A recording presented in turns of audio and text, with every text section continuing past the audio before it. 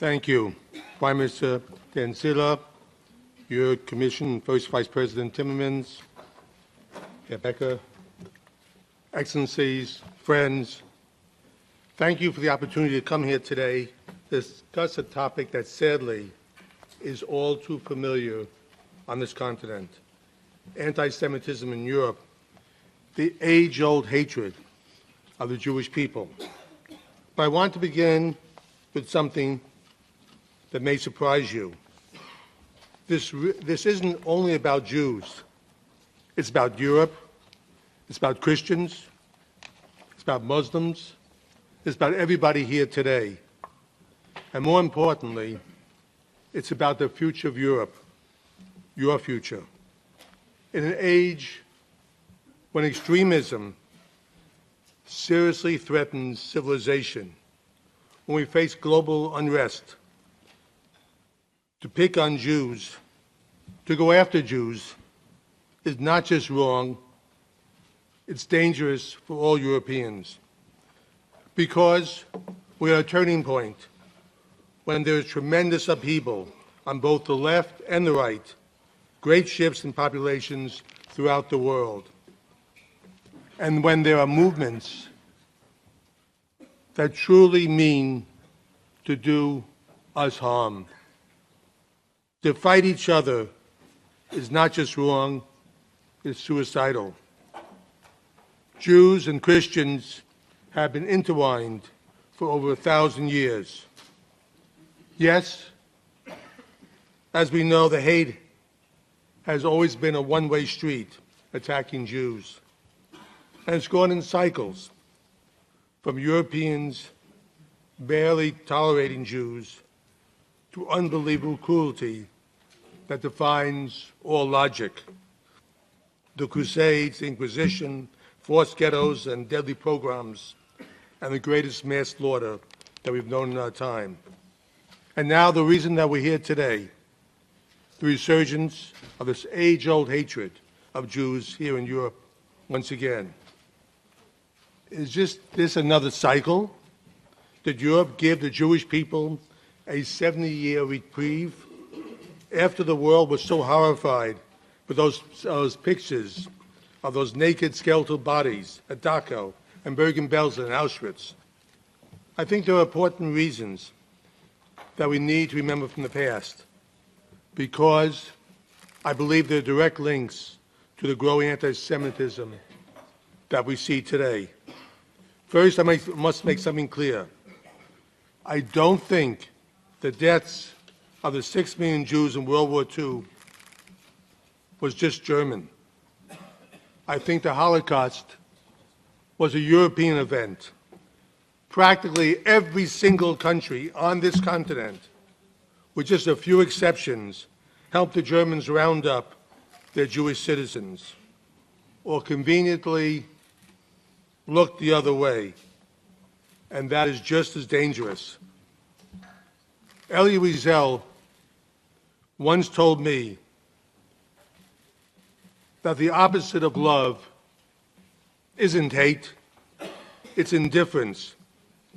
During the 1930s, Europe and the rest of the world were indifferent to the growing hatred of the Jews. And that indifference energized the Nazis and gave them even greater determination. And now we are seeing that same indifference. Today, once again, it is politically acceptable for candidates to run on an anti-Israel or anti-Semitism platform. This comes from political parties from both the right and the left. And this is the frightening part. There is almost no political leaders today that stand up to them. Just like the 1930s, there are very few political leaders that say anything. And it goes beyond that. I'm sure that no one in this room is anti-Semitic. I'm sure that everyone here believes that Israel has the right to exist. But many of you have heard anti-Semitic and more often anti-Israel comments in the hallway, in the office, or at a dinner party, and just let them pass without questioning it. That to me is indifference, and it fuels anti-Semitism. All the people in this room, be it Jews and non-Jews, are leaders. You have to lead by example. However, there is a lack of leadership in the most important world organization.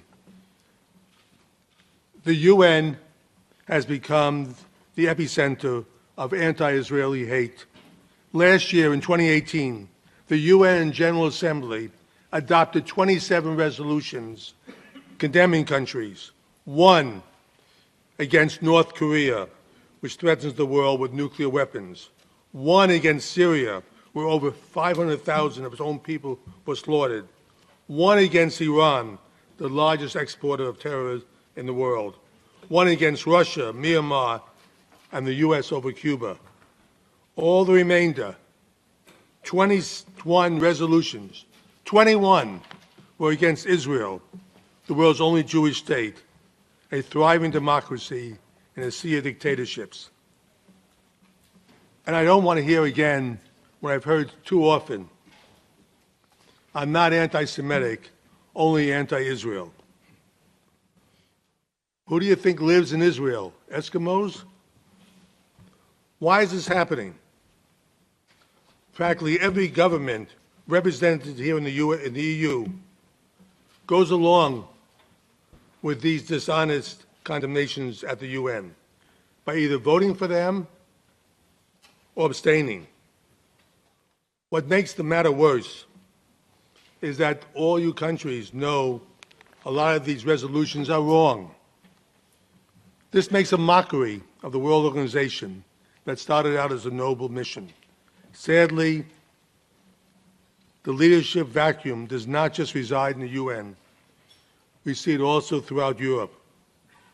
Last year, neo-Nazis marched openly and defiantly in Chemnitz, Germany, cursing Jews and attacking a Jewish restaurant. The police stood by and did nothing, just like they did on Kristallnacht, even though it was against the law.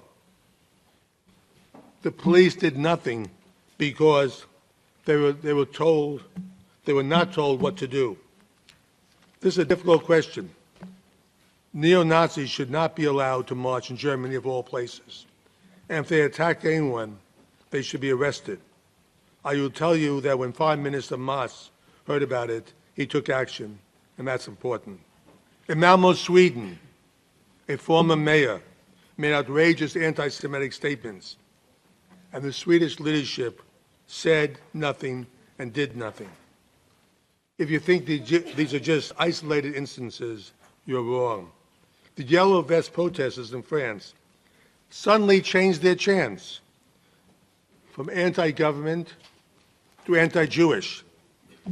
In Poland, the man just chosen to fight hate speech on the internet was the president of an anti-Jewish youth group. Poland couldn't find anyone else for the job. In Hungary, the Jobbik party, political party, put up statues of Admiral Horthy, one of the country's foremost anti-Semites, and the government says nothing. In Bulgaria, one of the few countries that stood up to Nazi Germany and would not give up the Jewish citizens, there's going to be a march each year honoring Lukov, a neo-Nazi, and the march is taking place in the near future. Nazis marching in 2019, that is happening here. There's a growing anger today here in Europe that is fueling right-wing parties. People have legitimate worries. They don't see a good economic future for their children. They see massive changes in the way of life and government policies that are not working for them. So they turn to far-right parties that have a history of blaming the Jewish people for these problems. or left-wing parties that blame Israel. The World Jewish Congress will be approaching these European parties, asking them to make a pledge. And the pledge we're asking them to say is that if anyone runs for office on an anti-Jewish statements, they should be kicked out immediately. Let the anti-Semites start their own parties. Isolate them. Do not look the other way and pretend it isn't happening. Jews make up less than 0.25% of the European population today. But almost 40% of the violent acts in Europe in 2018 were committed against Jews. Think of that number. And I repeat it, 0.25% of the population and 40% of the violent acts. So how do we deal with this rise in anti-Semitism in 2019? You fight it with leadership and courage. Never be silent. Never be indifferent. A courageous world leader, a moral leader, will stand up and say, no, we won't go along with these lies. A courageous leader would say, we won't be part of it anymore. A courageous leader would say, anti-Semitism should never be permitted today in Europe again. During the darkest days of World War II, there was one leader that had the courage to stand up to Hitler when everyone else backed down. Winston Churchill would not back down, and he pushed his country to stand fast and fight this evil. 74 years later, we see Churchill in a different definition of leadership, the definition of courage. It's particularly tragic now that Jeremy Corbyn, a long-time and proud anti-Semite, can rise to be the leader of the Labour Party in Britain. The very idea that someone like Corbyn could possibly sit in the same chair as Winston Churchill once sat there, I find repugnant. There is a legacy of courage here in Europe, and should always remember it.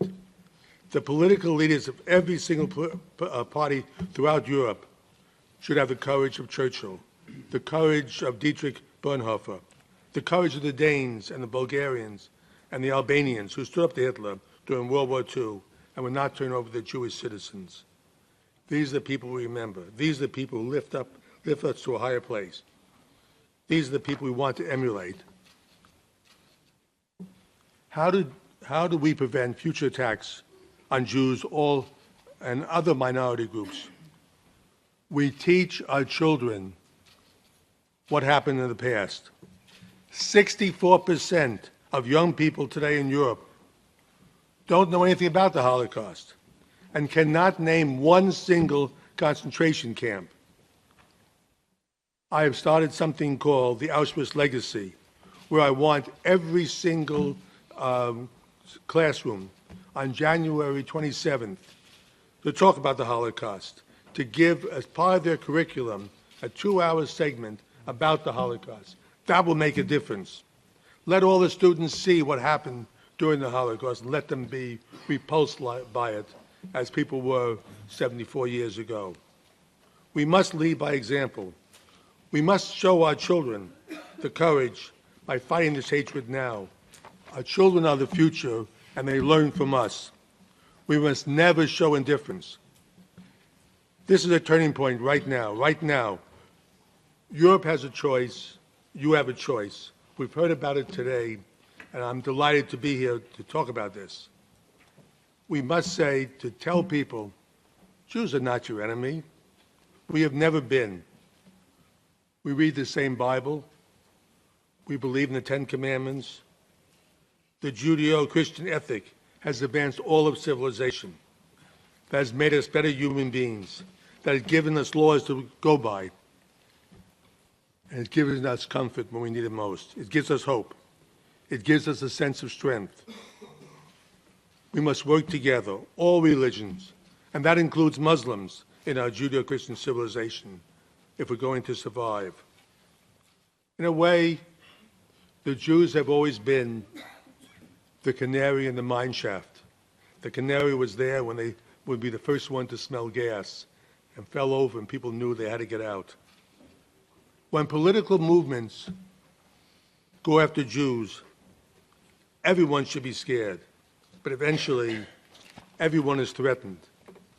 What the Nazis started in 1933, and when they finally were defeated 12 years later, over 60 million people lay dead. Germans, Russians, Poles, English, French, every single country lost so many people, and the entire continent was ruined. Anti-Semitism eventually consumes everyone and everything. We need to form one solid line of defense against today's evil. I say we must work together. We have our choice. This is our choice. We must all work together to stop anti-Semitism. We must all work together to make Europe once again the center of human advancement. We must do it for our children's sake. We must do it for the future of Europe. And in many ways, we must do it for the entire world. God bless you all, and thank you.